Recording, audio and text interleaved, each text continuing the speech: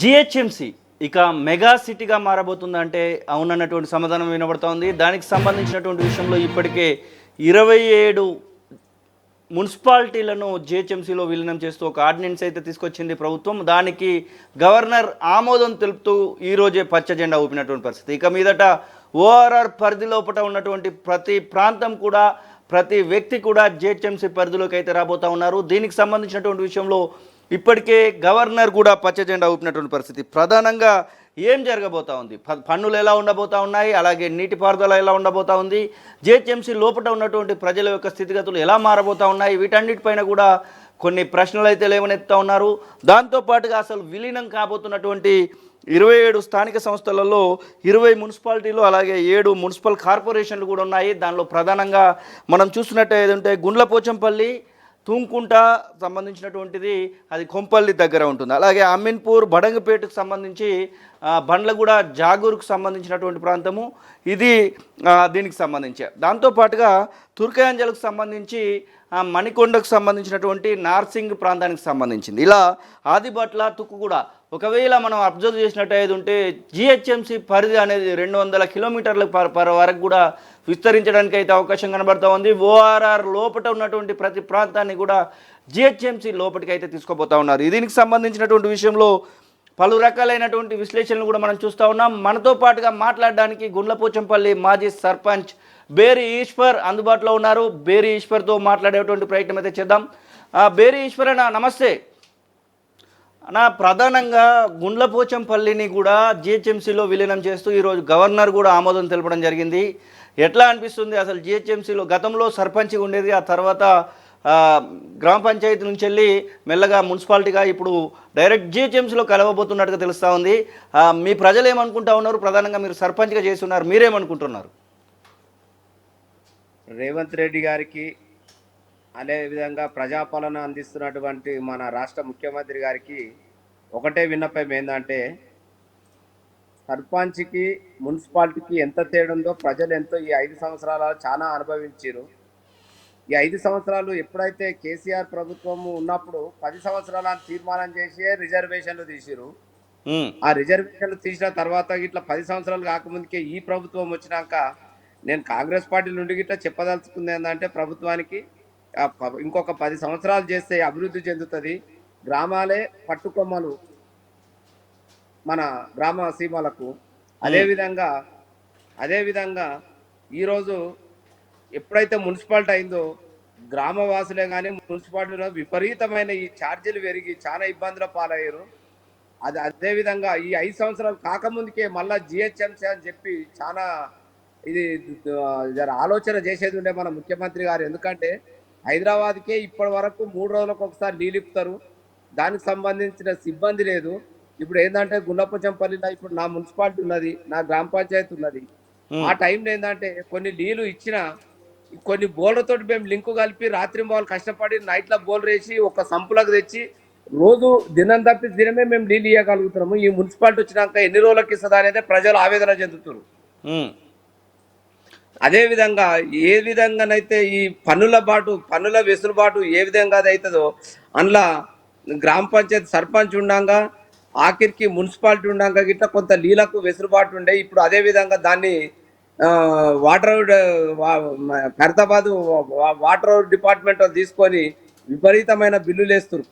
ఒక బోర్ వేసుకుంటే ఒక 2 లక్షల రూపాయల కిరాయి వచ్చిన ఇల్లుకు ఒక బోర్ వేసుకుంటే 2000 బిల్లు వస్తుంది, కరెంటు బిల్లు. అదేవిధంగా మున్సిపాలిటీ నుంచి బిల్లు ఇప్పుడు 40,000 వస్తుంది. దీనికే తట్టుకోలేకపోతున్నారు. రేపు జిహెచ్ఎంసీ అయితే ఏ విధంగా అనేది చాలా ఆవేదన చెందుతారు. వాళ్ళతో జిహెచ్ఎంసీ చేసే కంటే ముందు ఇటు గుండ్లపోచంపల్లి అలాగే మిగిలినటువంటి 27 ప్రాంతాలలో ప్రజాభిప్రాయ సేకరణ అలాంటివి ఏం తీసుకోలేదు అనుకోవచ్చా మేము, మీరు చెప్పే మాటలను బట్టి? పక్క ప్రజా అభిప్రాయం లేదు, ఏది లేదు. డైరెక్ట్ అధికారులను పెట్టి మొన్న జీవో తీసిన రోజే మేము స్టన్ అయిపోయినాం. క్యాబినెట్ లో జీవో అయిపోయింది. జీవో అయిపోగానే అధికారులకు ఒప్పజెప్పి మాకు 60 రోజులలో మాకు ఏదైనా సూచన చేయండి అంటే వాళ్ళు ఇప్పటి వరకు చేసింది ఏమి లేదు. అంత వీజుగా ఇప్పుడు సర్పంచ్లం ఉన్నాం, ఎంపీడీసీలం ఉన్నాం, జెడ్పీటీసీలు ఉన్నారు. ఈ ప్రేడ్ అయిపోతే కొంత ఇప్పుడు మా మేడ్చల్ జిల్లా ఉమ్మడి జిల్లాలో 650 పంచాయతీలు ఉండే. ఆ విధంగానే ఇప్పుడు మేడ్చల్ జిల్లా ఈ తొలి ఏర్పడిన తర్వాత 64 పంచాయతీలు ఉండే.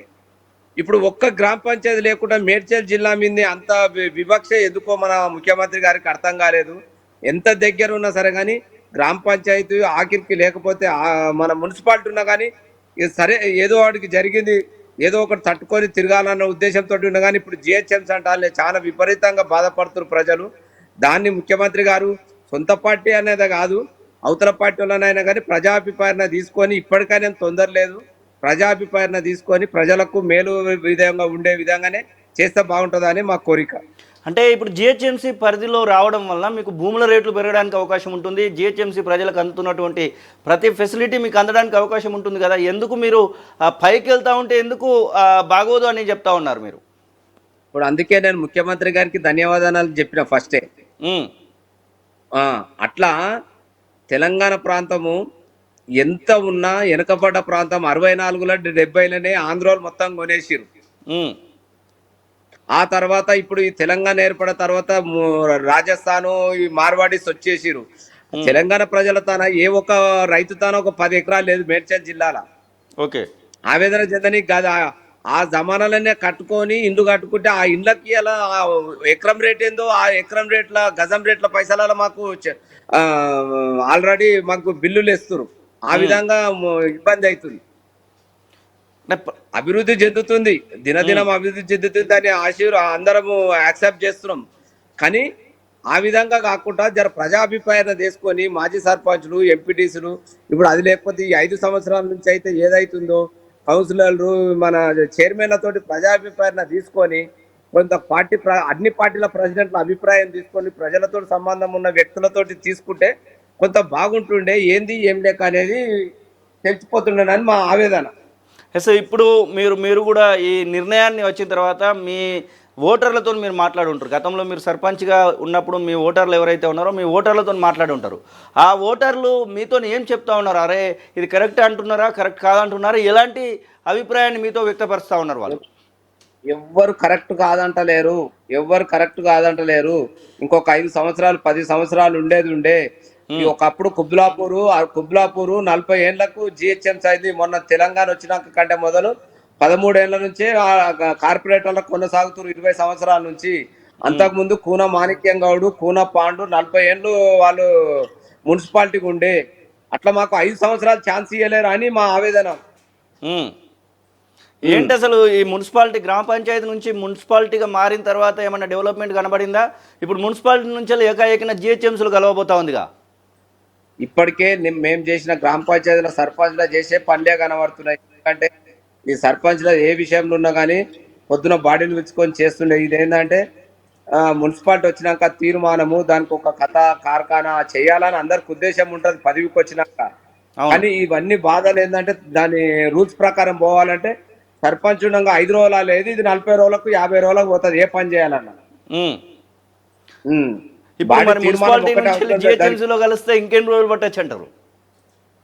ఇంకా కుంటు పడిపోతుంది, డబ్బులు లేవు. ఇప్పుడు మా గున్నపోచంపల్లిలా మా మున్సిపాలిటీలా నేను సర్పంచ్ ఉండగా 8 కోట్లు ఉండే. మా పరిధిలో మేము సక్కదిద్దుకోనికి మా ఇంటి సంసారం లేకుండే. అది పోయినాక మున్సిపాలిటీ వచ్చినాక ఇంకో 5 ఊళ్ళు కలిసినాయి. ఇప్పుడు 50 కోట్లు అవుతున్నాయి.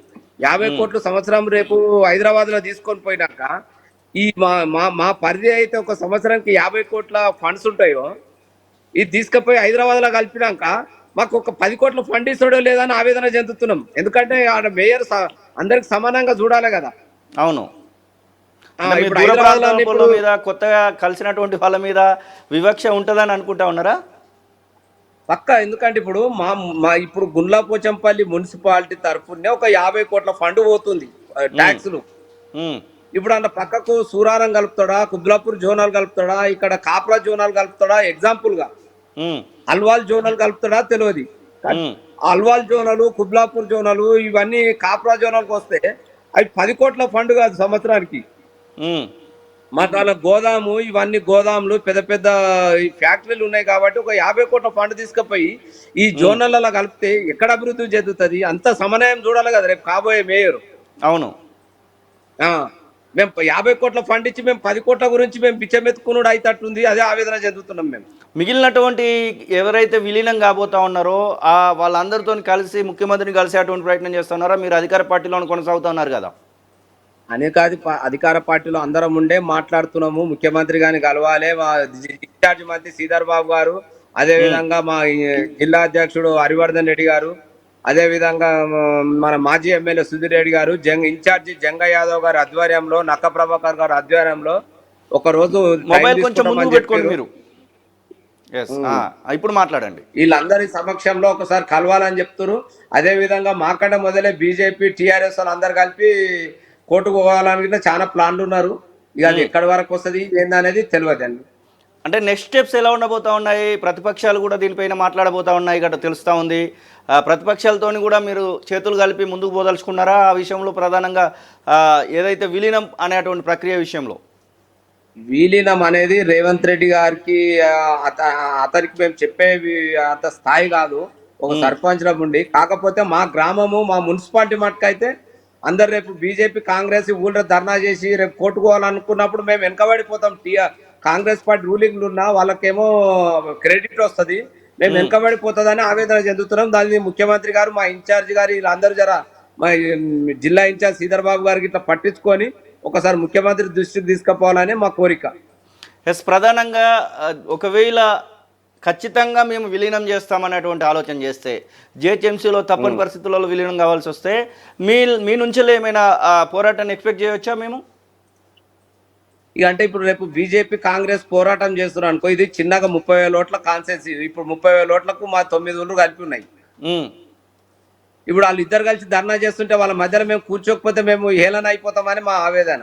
దాన్ని అయినా దృష్టిలో పెట్టుకొని మా ఇన్ఛార్జి మంత్రి గారికి ఇట్లా, మా ఇన్ఛార్జి జంగ యాదవ్ ఇట్లా అందరు కలిసి ఒకసారి ప్రభుత్వం దృష్టికి తీసుకెళ్లాలని కోరుతున్నాము, మాట్లాడుతున్నాము. ఇట్లా ఎప్పుడు కలవబోతా ఉన్నారు మరి? ముఖ్యమంత్రిని కానివ్వండి, మీ ఇన్ఛార్జ్ మంత్రులను కానివ్వండి, అది శ్రీధర్బాబు అయినా, జంగ యాదవ్ అయినా, ప్రస్తుతం అక్కడ ఎమ్మెల్యే కొనసాగుతున్న మల్లారెడ్డి అయినా, ఎవరినైనా ఎప్పుడు కలవబోతా ఉన్నారు? మీ కార్యాచరణ, ఎందుకంటే ప్రభుత్వము కీలకంగా నిర్ణయం తీసుకుంది, ఆ వెంటనే గవర్నర్కి సంబంధించినటువంటి ఆమోదం వచ్చింది.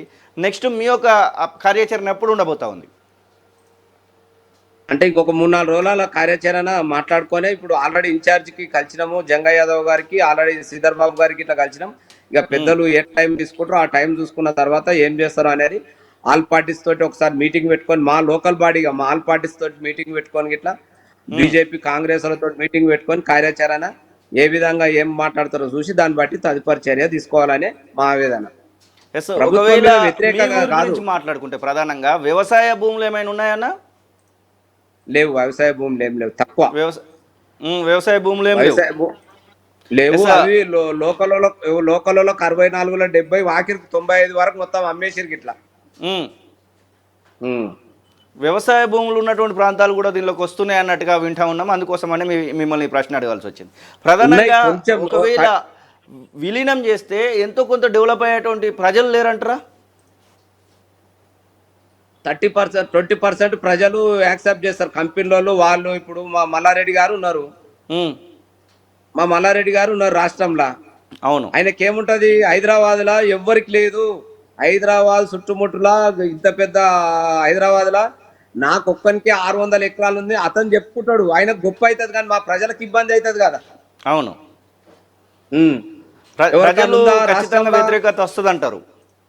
పక్కా వ్యతిరేకత వస్తుంది. దాన్ని ఒక్కసారి మా తరఫున, మా ఇన్ఛార్జి తరఫున, మా జిల్లా మంత్రి శ్రీధర్ బాబు గారి తరఫున ఒక్కసారి ముఖ్యమంత్రి గారిని కలవడానికి ప్రయత్నిస్తున్నాము. ఎప్పుడు టైం ఇస్తే అప్పుడు కలుస్తానికి సిద్ధంగా ఉన్నాం.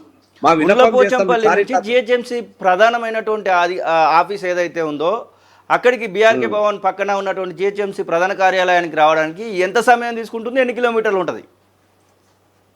ఒక గంట పడుతుంది అండి. గంట పడుతుంది. మీరు జిహెచ్ఎంసీ ఆఫీస్కి రావడానికి గంట పడుతుంది. ఏదైనా పండ్ల మీద ఇక్కడికి రావడానికి అవకాశం ఉందా అనేసి, ఒకవేళ విలీనం అయితే మీ ప్రధానమైనటువంటి ఆఫీస్ ఇక్కడ ఉండబోతా ఉంది. గ్రామ పంచాయతీ ఉన్నప్పుడు మీ గ్రామంలో ఉండేది, మున్సిపాలిటీ ఉన్నప్పుడు మున్సిపాలిటీ దగ్గరలో ఉండేది. ఇప్పుడు జిహెచ్ఎంసీ అయితే మాత్రం ఇక్కడ రావాల్సి వస్తుంది కదా. ఎక్కడ జిహెచ్ఎంసీలో కలిసిపోతే మీరు గుండ్లపోచంపల్లి నుంచి జిహెచ్ఎంసీ ఆఫీస్ రావాల్సి వస్తుంది కదా. దాని గురించి ఏమన్నా మాట్లాడబోతా ఉన్నారా?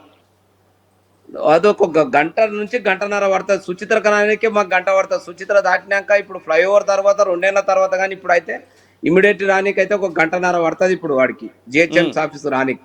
ఓకే, దాన్ని కూడా పరిగణలోకి తీసుకోబోతా ఉన్నారా? మా మా ప్రయాణం ఇట్లా పక్క అవుతుందని? పక్క పక్క పక్క ఎందుకంటే పొద్దున లేస్తే ఇంకా ఈడ మాకు ఎంత హైదరాబాద్ సిటీ అయినా కానీ పొద్దున లేస్తే చిన్న మర్యాదలు ఉంటాయి. బావంటోళ్ళం బావంటాము, మర్యాదలు అన్నంటోళ్ళని అన్నంటాం. కాబట్టి పొద్దున లేస్తే ఆడ ఎమ్మెల్యే స్థాయిలో ఎమ్మెల్యే తాను ఉంటాయి, మా దగ్గరకు ఉన్న స్థాయిలో మా దగ్గర పంచాయతీలు ఉంటాయి. కాబట్టి పొద్దున లేస్తే ప్రజలతోటే ఉంటాం, మా ప్రజలలోనే ఉంటాం. కాబట్టి మాకు ఈ సాధక బాధకాలు అన్ని తెలుసు. కాబట్టి ఆ విన్నపం చెప్పాలనే కోరిక. దాన్ని ఆనువాయితీగా తీసుకొని ఇంకొక 5 సంవత్సరాలు ఉంటే చాలా బాగుంటది. ముఖ్యమంత్రి గారికి ఇట్లా చాలా మంచి పేరు వస్తుంది. ఎందుకంటే ఇప్పుడు అందరికి వ్యతిరేకం 27 మున్సిపాలిటీలు ఒకటే ఏ పాపం చేసినాయి. మేడ్చల్ జిల్లానే మొత్తం కనుమరుగైతేట్టుగా చాలా ఇబ్బంది పెట్టేటట్టుగా ముఖ్యమంత్రి గారికి జనంతా ఇది మైనస్ గానే అవుతుందని మా విన్నపం. థ్యాంక్ యూ బేరి ఈశ్వర్ అన్న. ఎస్, ఇది నమస్తే. బేరి ఈశ్వర్ గుండ్లపోచంపల్లి మాజీ సర్పంచ్ చెప్తున్న మాటలు. మొత్తం మీద తెలంగాణ రాష్ట్రానికి సంబంధించినటువంటి విషయంలో జిహెచ్ఎంసీ చాలా పెద్దగా తయారు కాబోతా ఉంది. ఇప్పటికే 1 కోటి మంది పైగా జిహెచ్ఎంసీ పరిధిలో జీవిస్తూ ఉన్నారని చెప్తా ఉన్నాం. ఇంకొక 40 నుంచి 50 లక్షల మందిని ఈ జిహెచ్ఎంసీ పరిధిలోకి తీసుకొచ్చేటువంటి ఆలోచన మాత్రం కనబడతా ఉంది. దాదాపు 27 మేజర్ ఏదైతే మున్సిపాలిటీలు అలాగే 27కు సంబంధించినటువంటి అన్నింటినీ కూడా జిహెచ్ఎంసీ పరిధిలో విలీనమైతే చేయబోతున్నట్టుగా తెలుస్తూ ఉంది. ప్రధానంగా కనబడుతున్నటువంటి ప్రాంతాలను ఒకవేళ మనం చూసినట్టయితే ప్రధానంగా గుండ్లపోచంపల్లికి సంబంధించినటువంటి తుంకుంట మున్సిపాలిటీకి సంబంధించింది, తర్వాత అమీన్పూర్కు సంబంధించి బడంగ్పేట, బండ్లగూడ, జాగూరుకు సంబంధించింది, అలాగే పెద్ద అంబర్బోటు, దాంతోపాటుగా తుర్కయాంజల్, మణికొండకు సంబంధించి, నార్సింగికి సంబంధించింది, ఆదిబట్ల, తుక్కుగూడకు సంబంధించింది, మేడ్చల్ జిల్లాకు సంబంధించి, అలాగే నాగారం, దమ్మాయిగూడ, పోచారం, గట్కేసర్, పోడుప్పల్, అంటే దాదాపుగా గట్కేసర్ అవతల వరకు కూడా పూర్తి స్థాయిలో జిహెచ్ఎంసీ పరిధిలో విలీనం కాబోతూ ఉన్నట్టుగా తెలుస్తూ ఉన్నాయి. కానీ అధికార పార్టీలో ఉన్నటువంటి కొంతమంది నేతలే అయితే దీన్నైతే వ్యతిరేకిస్తూ ఉన్నారు. ప్రజలకు ఇబ్బందులు పడే పరిస్థితి వస్తుందనేటువంటి మాటనైతే వారు చెప్తున్నటువంటి సందర్భాన్ని అయితే చూస్తూ ఉన్నాం. చూడాలి మరి ప్రభుత్వం, సీఎం రేవంత్ రెడ్డి ఎలాంటి నిర్ణయం తీసుకుంటారో. ఇప్పటికే గవర్నర్ అయితే పచ్చ జెండా ఊపినటువంటి సందర్భాన్ని అయితే చూస్తూ ఉన్నాం. దాని ఆర్డినెన్స్ని ఇప్పటికే ఆమోదం తెలిపినటువంటి సందర్భాన్ని కూడా మనం చూస్తూ ఉన్నాం. అసలైన తొలి వెలుగు. ఫాలో వాట్సాప్ @తొలి వెలుగు official.